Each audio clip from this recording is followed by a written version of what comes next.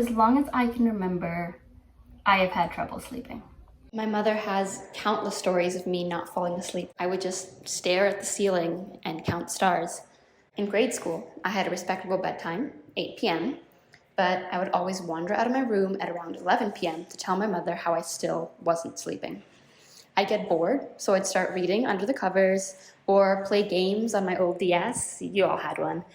In high school, I stopped trying to go to bed on time altogether. I would procrastinate sleeping until I was actually tired, so I would study late into the night or watch TV. I stopped trying to sleep early. With the school program I was in, I got used to having literally no other option. I would get 4 hours of sleep a night if I was lucky with how much homework I would have to do daily. Sleep became kind of a privilege. Then, all of a sudden, school was over. I had 4 months of summer before university, and I had absolutely nothing on my plate. I probably had 1,000 hours of sleep debt banked up in my brain, but I was so used to sleeping late, I could not fall asleep. All of a sudden, sleeping was once again something I had trouble with. So, without further ado, here are 8 things that I've tried that help me deal with bedtime procrastination.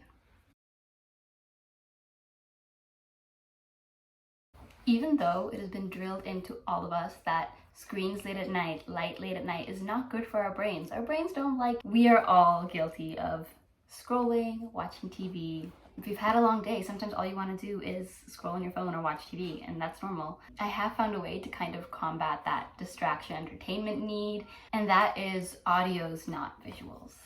Whether that's listening to a podcast or talking on the phone with a friend instead of scrolling through TikTok or Instagram. Talking and listening are way better for your eyes and your brain than screen time and light from TVs. Audios will help keep your brain engaged, and it will help your brain wind down without keeping you awake. I personally play Twitch VODs of one of my favorite streamers, but I just turn the brightness all the way down and listen to it like a podcast. Some people like to read before bed. I can't do that because I get so engrossed in the plot and just end up reading the whole book, and I also need light to read, obviously. So I'll read on my iPad or on my phone if I don't have a book on me, and just read online, and that again keeps me awake. So yeah, audios, not visuals, is tip number 1. The second thing that I recommend is light dimming.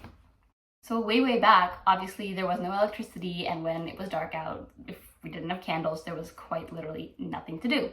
So evolution-wise, humans are used to going to sleep at night. When it's dark out, we like to sleep, and in turn, our brain likes darkness when we want to sleep. It's not just screen lights that keep our brain awake. If you go all evening and all night with your light on, and then right before you want to go to sleep, you're like, I'm gonna turn my light off and I'm gonna head to bed, that switch is still really sudden for your brain, and you're still gonna feel awake. So that's why a lot of the time we're gonna scroll on our phone, or we're going to watch TV, because that's kind of our in-between. Instead of just switching off your light and going to bed, it often helps if you can slowly dim the light. So if you have 3 lamps in your room, turning off 1 at a time, or get kind of like a nightlight situation where you turn most of your lights off 2 hours or an hour before bed, and then just the nightlight off before you actually want to go to sleep, and keep that light on while you're cleaning your room or folding your clothes or answering text messages. Still have enough light to journal or do something, but slowly dim the lights around you so that your brain gets kind of tricked into it's sunset, it's getting later, it's time to sleep. Having downtime earlier in the day. A lot of the time we stay up late in the night to make up for time that we've lost during the day. We haven't had the chance to kind of be uninterrupted or hang out alone or watch TV or just do nothing and be undisturbed. And so at night, when everybody's sleeping, we stay up and do those things. Night feels like our time to finally have to ourselves, the things that we want to do but never have the time to because we're stressed or busy during the day. However, even if you're gonna start watching TV at 10 p.m., sometimes the episode is just really interesting and you end up watching the whole season and it's 4 a.m. before you know it. This sounds kind of counterintuitive, but almost schedule your relaxation time. Scheduling a time in your day where there's nothing, there's not going to be any interruptions, there's not going to be, this is your relaxing time, your downtime, your fun time, your alone time, whatever you need that you normally get out of the night. Set aside time earlier in the day to do it so that when you're done and you're fulfilled with that, you can keep going on in your day, and then you don't have that flooding into your sleeping time in the night because you just don't want to stop relaxing. Number 4 is cool environments. I recently moved into a place that has linen sheets, and oh my god, they're a lifesaver. They keep you warm, but they don't absorb your body heat, so it's just cool when I get into bed. A lot of the time why I procrastinate sleeping is it's just like my bed is uncomfortable. I can't get comfortable in my bed, or I can't find a good position. I like tend to overheat. My feet are always hot. But cold linen and cold sheets, like, oh my God, I just feel so much comfier in bed, and bed is actually a comfortable place to be. Another thing is to just have like a cool bedroom environment. So I'll leave a window open, or if you have a fan in your room, or if you can afford a fan, when your body temperature cools down, you feel more like sleeping and you feel more relaxed. And having a fan is always a great way of having white noise in the background as well if you're uncomfortable with silence, and that's another reason why you don't sleep. So 2 birds, 1 stone, get a fan. Number 5 is make your morning something to look forward to. This is a tricky balance because you don't want to be overexcitable. If you're too excited in the night, you won't be able to sleep either. But I don't mean like, oh my God, tomorrow's like a Beyonce concert that I'm gonna get to see. I can't sleep. I'm so excited for tomorrow. That's not gonna help you fall asleep. Like maybe it will, but for me, often it gets me like excited and then I'm like hyped up and I don't want to sleep. I mean more making your morning something you enjoy. If night is your downtime and mornings are for you not fun, they're not relaxing, they're stressful, you gotta get things done, you're obviously going to want to elongate your nights. I mean, that's when you're enjoying yourself the most. Even if it's something small, like if you like coffee, telling yourself, oh my God, tomorrow morning I get to make myself coffee. I can't have coffee now, I'll stay awake. I'll get to have coffee in the morning. Little things like that kind of change your perception of morning being something you enjoy, or morning being an opportunity for you to do things that you can't do at night. Just for the little shift of trying to change your mindset and trying to find things in your mornings that you already enjoy and fixate on those and get excited for those when you're trying to go to sleep.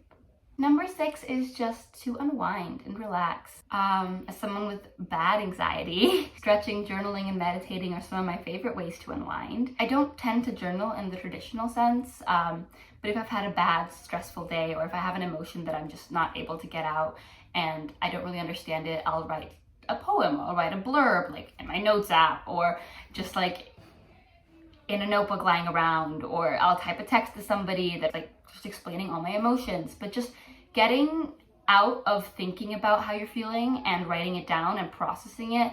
A lot of the time, once you start writing it or start talking and you kind of slow down, you tend to move forward from the same repetitive thought in your brain because you've moved on from it, and it helps get everything that's inside your brain out, because it's better outside of your brain than inside if you have a lot of physical tension and anxiety stores in your body.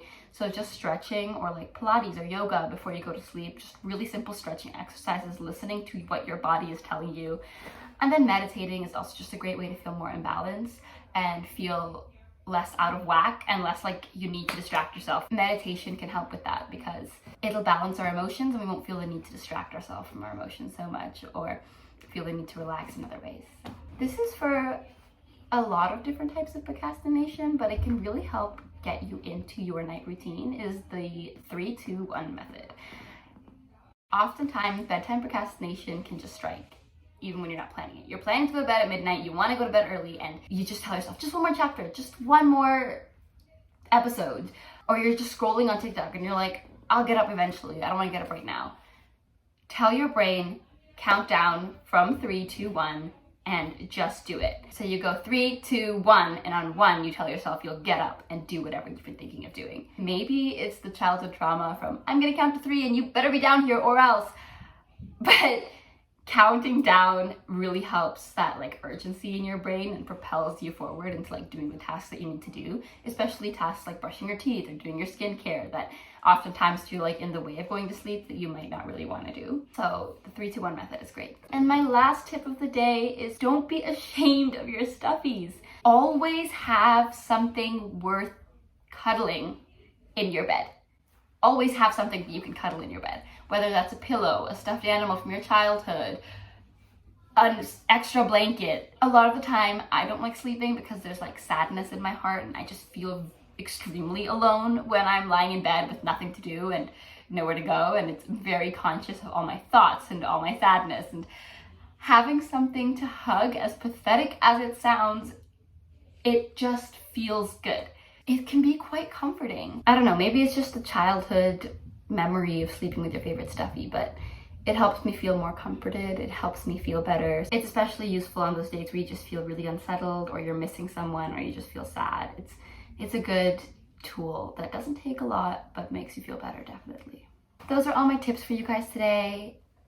If you guys have any helpful tips to make people feel more comfortable with the idea of going to bed or the idea of sleeping, please leave them in the comments down below and help each other out. I'll still have those days where I won't go to sleep. I'm still on the journey myself and I'm still not great at it, but it is something I struggle with, and so I thought maybe other people do too and I could share some tips with you guys. If you enjoyed this video, please like, comment, subscribe to all those fun YouTube things. I hope you're having a lovely morning, afternoon, evening, night if you can't sleep, wherever you are in the world. I wish you all the best. I will see you guys so soon. Bye!